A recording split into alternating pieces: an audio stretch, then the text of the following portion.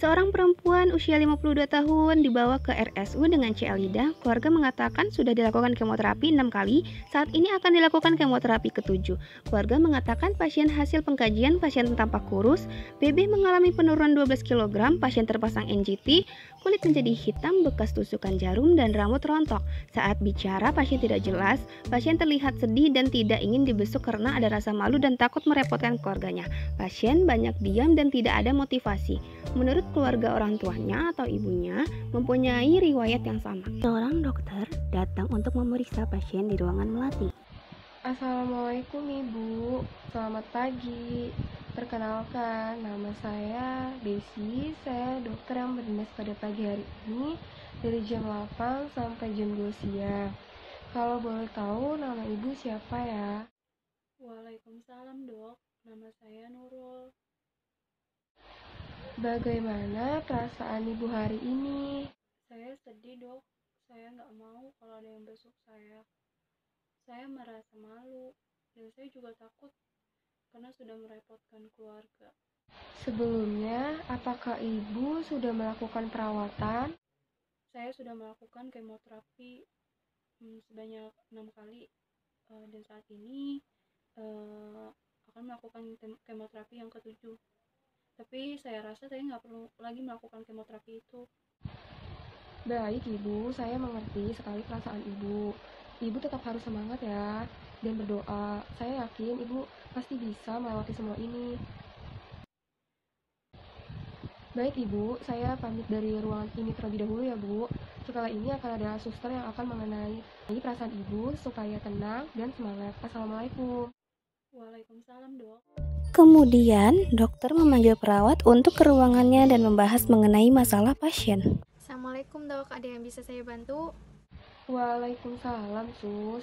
Saya ingin membahas masalah pasien yang bernama Nurul, tetapi saya meminta tolong dengan suster untuk memanggil keluarga dan suami Mbak Nurul ke ruangan saya. Baik dok, saya lakukan. Setelah itu, perawat pergi ke ruang tunggu rumah sakit untuk memanggil suami dan keluarga Ibu Nurul untuk ke ruangan dokter.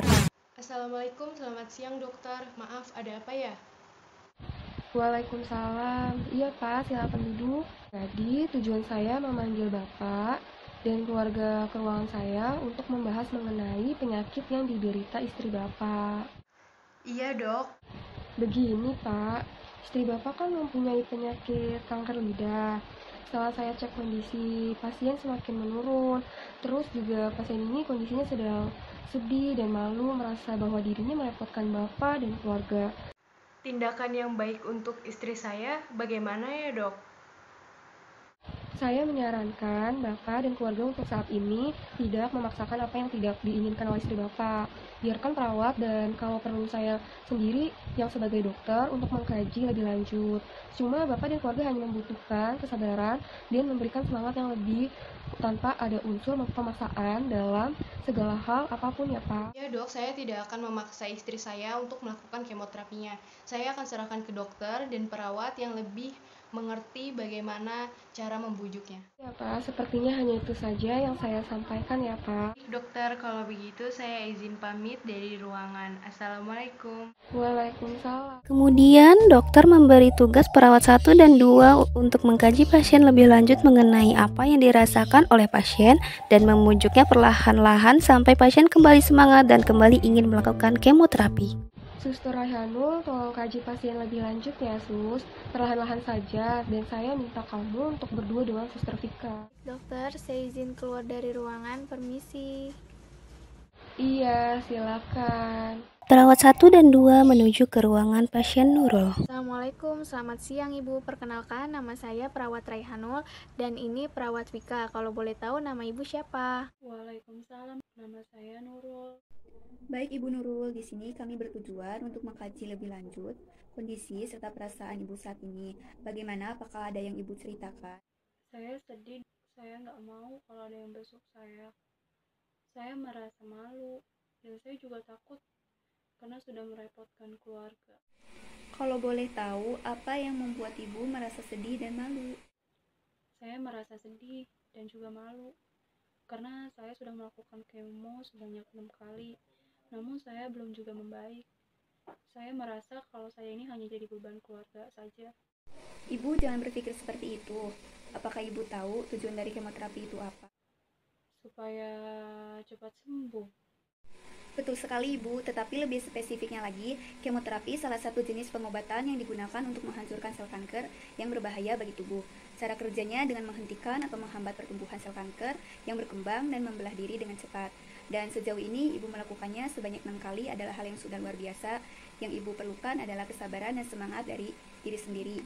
Karena saat ini juga banyak di sekeliling yang sayang sama Ibu, seperti suami dan anak-anak Ibu. Begitu ya, Suster. Jadi sejauh ini saya sudah termasuk hebat melawan kanker ini ya. Betul Ibu, saya tidak akan memaksa Ibu untuk melakukan kemoterapi sekarang-sekarang. Tetapi lebih tepat waktu akan lebih baik untuk kondisi Ibu saat ini. Tidak, Suster. Saya tidak ingin menunda. Saya ingin melakukannya. Kapan saya bisa melakukan kemoterapinya?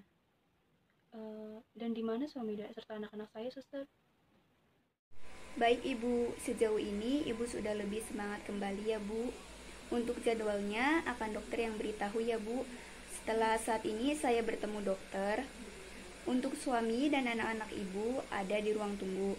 Saya akan panggilkan ya Bu. Baik, Suster. Terima kasih.